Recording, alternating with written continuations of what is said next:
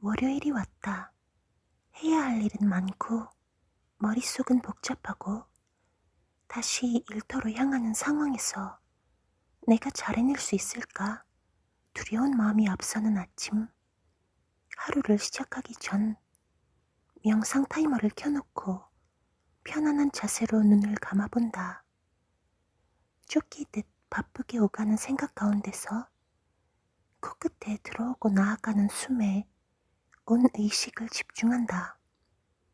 마치 이 세상에서 유일하게 해야 할 일은 숨을 들이쉬고 내쉬는 것인 마냥 명상 시간은 공식적으로 나를 모든 생각의 짐과 세상살이의 의무에서 벗어나게 해주는 좋은 피난처다.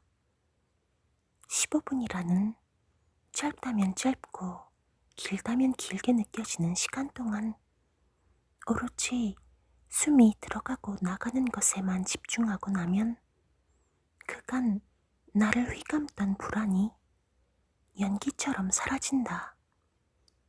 지독히도 엉망진창인 것 같던 세상에도 평화가 찾아오고 모든 것이 다 제자리에 놓인다. 퇴사하고 외나무 다리를 건너듯 불안불안한 혼자만의 길을 지금까지 걸어올 수 있었던 것은 명상의 힘이 아닐까 싶다. 모든 답이 다 내 안에 있다는 믿음, 이미 내 안에 행복과 평안과 지혜가 가득하다는 믿음은 나를 단단히 뿌리내리게 해주었고 미지의 하루를 더 살아낼 힘을 주었다. 현자들은 우리 안에 이미 모든 것을 알고 있고 언제나 풍요로우며 지극히 행복한 참 나가 있다고 했다. 숨을 내쉬고 들이쉴 때처럼 단순한 감각에 온전히 나를 맡길 때 우리는 이런 완전한 평화를 잠시나마 느끼게 된다. 있는 그대로 완전한 세계는 멀리 어딘가에 있는 것이 아니라 손만 뻗으면 닿는 곳에서 언제나 우리 안에 함께하고 있는 것이다. 하지만 그런데도 불구하고 우리는 여전히 걱정과 불안, 갈등과 고민으로 얼룩진 하루하루를 살고 있다. 왜 그럴 수밖에 없는 것일까? 우리는 이미 완전하다. 하지만 그럼에도 불구하고 여전히 불행한 이유? 참 나보다도 더 많은 시간 우리의 의식을 차지하고 있는 것은 에고이다.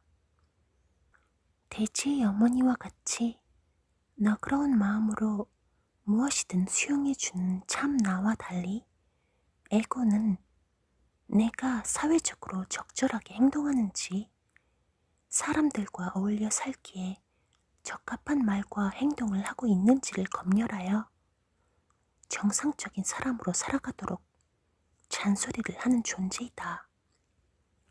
그래서 뭔가 부적절한 말을 한 것 같으면 돌아서서 후회하고 다시 곱씹게 하기도 하고 누군가 나를 무시하거나 음해하면 분개하고 문제 해결에 골몰하게 만들기도 한다. 사회적인 인간에게 에고는 너무나 중요한 기능을 하기에 에고는 무의식적으로 24시간 자동으로 돌아가고 있다. 근데 한편으로는 필요 이상으로 그 기능이 왕성하게 활동하여서 내게 도움을 주는 수준을 넘어서서 마구잡이로 작동되는 경향도 있다. 마치 터미네이터라는 영화에서 AI의 최초 목적이 인간을 돕기 위해 만들어졌지만 인간의 필요를 넘어서서 스스로 자기 욕구를 충족하기 위해 결국 인간을 파멸시킨다는 스토리와 비슷하게 말이다. 에고는 본래의 기능인 사회적으로 적절한 인간을 만들기 위해서 비판적 사고를 하고 반성을 하고 미래를 예측하는 기능을 하지만 때로 이것은 인간의 행복을 방해할 정도로 불필요하게 많은 걱정거리를 만들어내고 고민거리를 재생산해내면서 스스로 자신의 존재 자체를 부각시키기도 한다.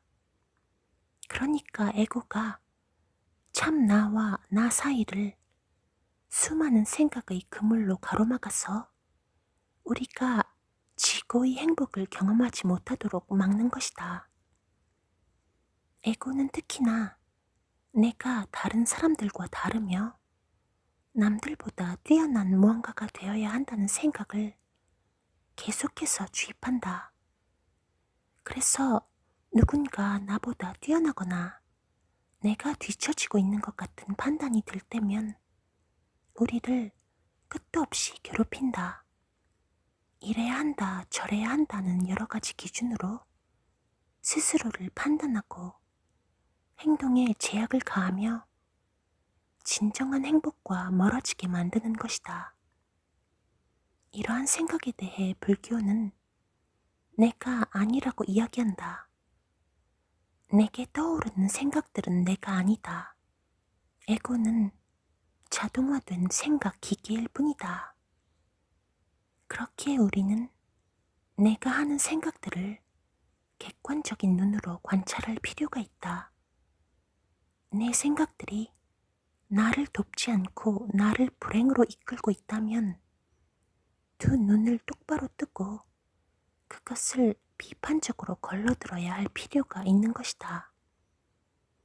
에고는 어떤 상황을 받아들일 때 이것이 사회적으로 보았을 때 좋은 것인지 그렇지 않은 것을 기준으로 판단한다. 그렇기에 좋지 않다고 판단된 것에 대해서는 지독한 괴로움을 느끼게 만든다.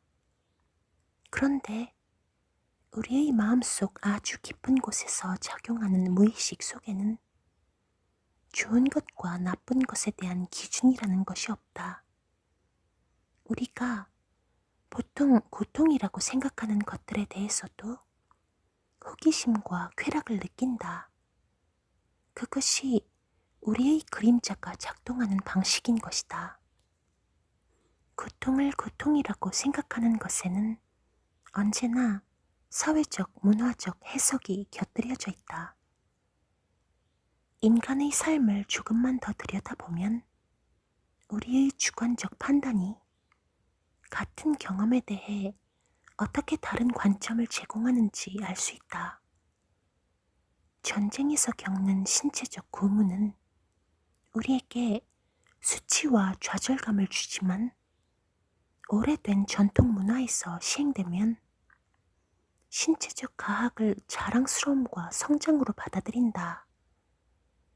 누군가 벌을 주면서 무거운 쇠 철을 100번씩 들어올리라고 하면 학대가 되겠지만 그것을 스스로 기꺼운 마음으로 해내면 운동이자 성취감이 된다. 고용주가 돈을 주지 않으면서 1년 동안 밤낮 없이 일을 시킨다면 착취가 되겠지만 똑같은 일을 창업자의 입장이 되어서 했다면 미래를 위한 투자라고 생각할 것이다. 좋고 나쁨, 행복과 기쁨과 같은 기준들에는 사회 문화적인 가치 판단이 들어가 있다. 우리는 언제나 상황을 달리 해석할 수 있다. 요즘 연예인들이 고백하는 어린 시절의 가난과 왕따 경험 등도 그들을 더욱 빛나게 만드는 영광스러운 상처로 풀이되고 있다. 고통스러운 상황에서도 그것을 부정하거나 피하려고 하지 않고 기꺼이 수용하면 트라우마를 벗어나 성장의 밑거름으로 삼을 수 있다. 이것이 참 나가 비판적이지 않은 방식으로 세상을 대하는 법이다. 참 나는 삶의 어떤 고통도 수용하며 그 안에서 빛을 발견한다. 반대로 우리가 그 상황을 부정하고 거부하고 피하려고 하면 고통스러움을 100배로 경험하게 될 수도 있다. 그것이 매 순간에 온전히 존재하지 못하고 회피하고 부정하는 에고의 사고방식으로 참 나와 멀어지는 것이기 때문이다.